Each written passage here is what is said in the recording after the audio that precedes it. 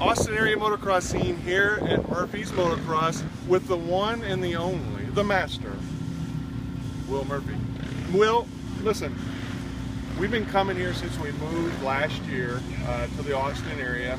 And when we got here, you know, everybody's like, you gotta go down and check out this Murphy's. It's kind of new and they're kind of starting things up there. And we've been, I tell you, every time we come here, you got something new going on. Tell me how it all started. How did Murphy's Motocross start? It all started when we was doing the late 90s. We was doing amateur races all over, Texas Series, Whitney, all of them. And so we'd go to different tracks. I'd see different obstacles at the tracks. So I wanted to go and build stuff like that. So when I went to race again, I had something to do to design off and go off of. And so when I went to another one, I was already ready to go with not having to waste my time learning the new jumps, stuff like that. Wow. So I did a practice track on my parents' house in Cedar Creek. And then after that, after I bought my place, I designed it so I'd have a track here. And so once I built it and started putting everything bigger and bigger, I was going to have people out to go ride. Like the movie, the baseball movie, Billy, they'll come. Yes. They've been coming. Yes. You have a huge following here. I don't know, you know, I'm from Ohio, and in Ohio motocross, if you're not in the woods, it ain't motocross. Yeah. Okay? And in Texas, it's kind of off, you know, sometimes, you know, West Texas, no trees. Okay?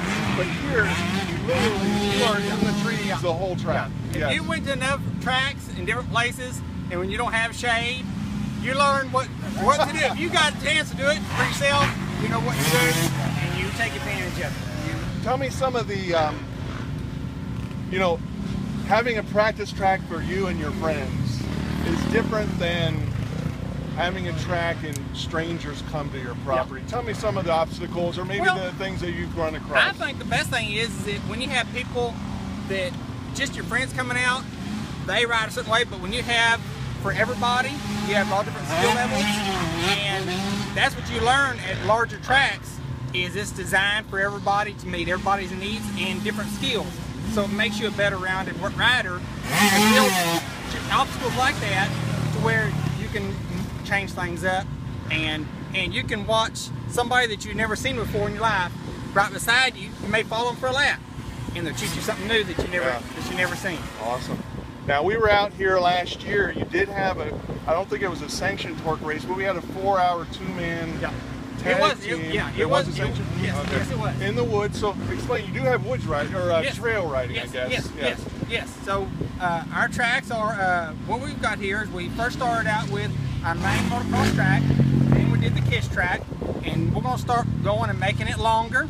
The main motocross track, we're going to go start adding irrigation into the very back. So we're going to do our middle day afternoon practice like we do for the watering during the kids practice.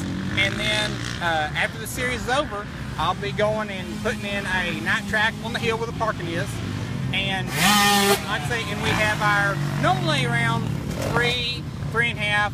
Changes different our routing on our torque style trail, and so it gives a little bit for everybody because there's nothing nowhere for the guys to go practice their woods unless they have some green somewhere. They don't have something that's what people have raced on, so they can go try it in a race situation and see how their times are. And well, you know, I'm not a woods racer.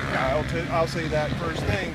But you know, when we came down and did this, it was a challenging height course with big trees. Yes. And so you did a great job.